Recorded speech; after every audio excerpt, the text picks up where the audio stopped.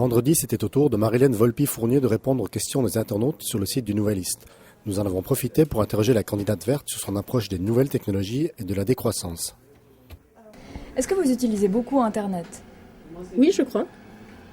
C'est une façon de communiquer aujourd'hui qui est normale, et puis une façon surtout d'aller chercher de l'information qui est super pratique, et je me dois aussi par rapport à mes élèves d'utiliser fréquemment Internet.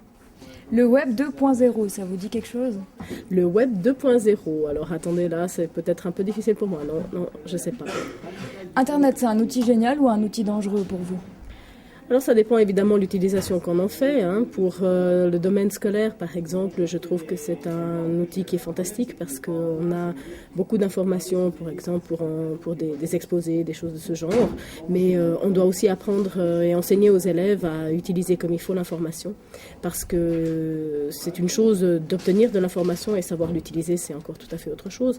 Alors après, bien entendu, on doit surveiller Internet parce que c'est quelque chose qui peut être tout à fait dangereux pour les yeux, on va dire, un petit peu trop jeunes, voire même ceux qui sont plus âgés. Un internaute vous demande ce que vous pensez de ce que l'on appelle la décroissance.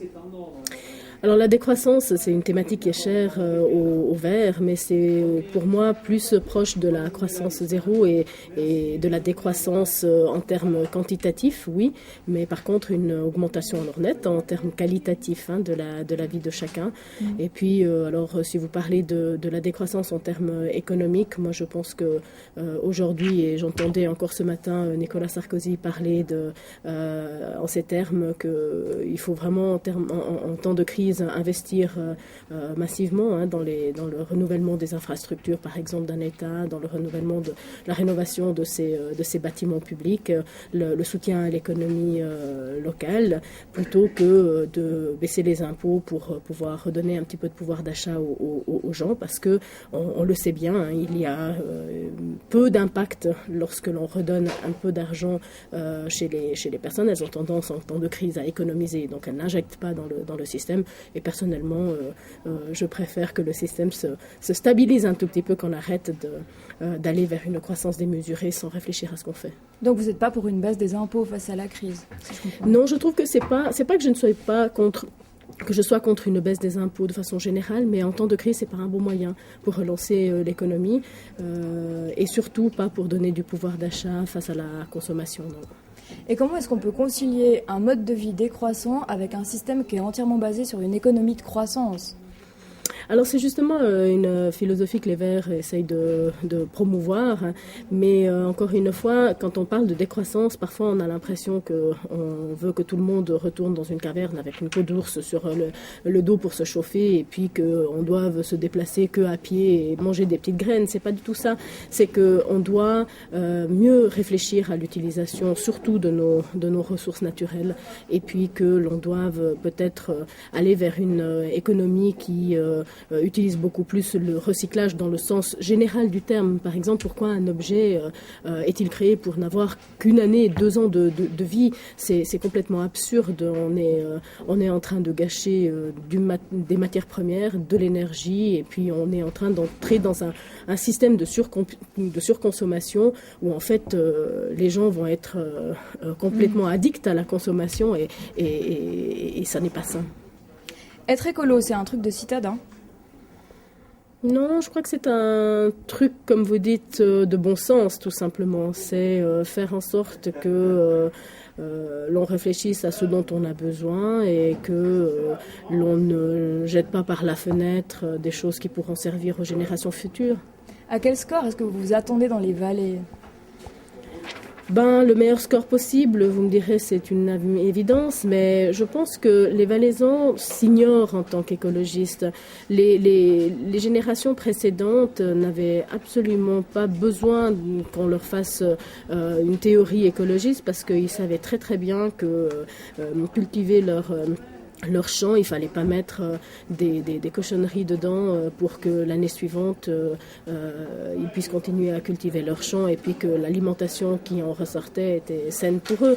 De la même manière qu'ils savaient très bien que imaginer que, je ne sais pas moi, tant de vaches supplémentaires par rapport à ceux qu'ils pouvaient vraiment gérer, c'était arriver dans un système où ils allaient s'abîmer la santé et c'était impossible. Donc finalement ce bon sens dont je parlais, c'est quelque chose, je crois, qui est commun dans les vallées et on doit simplement le réveiller. Quelles sont vos solutions pour remédier à la crise économique ? Bon, la crise économique, c'est pas en vallée qu'on va trouver une solution pour y remédier. Par contre, chaque petite goutte d'eau peut faire des rivières et les rivières vont faire de grands océans. Donc le Valais peut faire quelque chose, bien entendu. Et moi, je pense que c'est vraiment important dès aujourd'hui de réorienter notre économie et réorienter notre économie vers des entreprises qui sont porteuses en termes de technologie nouvelles, en termes également de défis climatiques et énergétiques. Ça, c'est une chose qui est importante pour moi.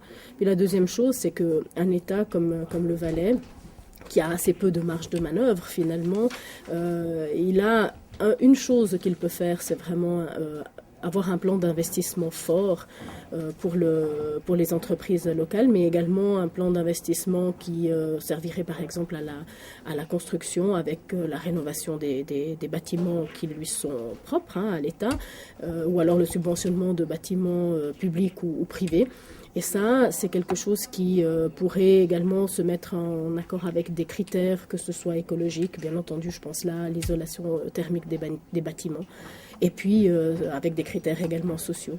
Et ça, c'est un plan de relance que je pense non seulement le Valais fait, mais qui a germé comme idée à bien d'autres endroits et dans des grandes puissances européennes qui nous entourent. Ça veut dire que l'État a encore beaucoup de moyens financiers. Alors l'État aujourd'hui a déjà à peu près une trentaine de millions qui sont prévus pour un plan de relance qui pourrait commencer sur fin 2009, début 2010. Et puis ensuite, on a toute une série d'angles d'attaque sur lesquels on va pouvoir travailler. Personnellement, je n'étais pas d'accord sur la baisse d'impôts de façon aussi conséquente parce que je pense que l'argent que l'État n'a plus engrangé de cette manière-là ne va pas pouvoir être injecté justement sur un plan de relance qui est beaucoup plus durable que de prévoir uniquement cet argent pour la relance de la consommation. Et il y a l'argent que l'on pourra récupérer aussi avec la hausse du prix et la négociation l'année prochaine, probablement aux chambres fédérales pour la hausse du prix de l'électricité. Ça et des redevances. Ça c'est quelque chose qui pourrait amener au Valais à peu près là aussi à peu près une trentaine de millions. D'accord. Alors quels sont vos pronostics pour le premier tour ? De grandes surprises, un ballottage général, ça je pense que je ne surprends personne, mais je pense qu'il y aura des femmes dans le quintet de départ. Merci.